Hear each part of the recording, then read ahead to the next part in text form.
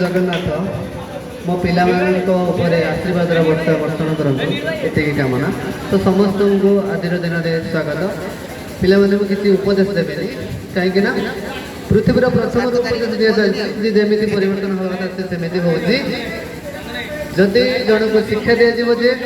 तू गचरू फुल छिड़ाना कारण गचरू फुल छिड़े जी कष्ट हो तुम मुंडे चुट्टी उपाले तुम से कष्ट हो यह अनुभव करवा आम के गचरू फुल खोलवा ना कारण गचर फुलटे फुटिले सौंदर्यता वृद्धि हम सहित महुमाछी उड़ी आसी से फुल मह संग्रह कर मो फण सजेब जोटा कि आम जीवन में अमृत तुल्य कम कर तेणु फुल छिड़े आम धन छाड़ू गले मत लगे। तेणु उपदेश मुझे देवी खाली गोटे कथा कहि कविता मध्यम टे जदि कंटा पड़ी थाए तुम चला पचे काढ़ी चलवा शिख जदि कंटा पड़ी थाए तुम चला पचे काढ़ी चलवा शिख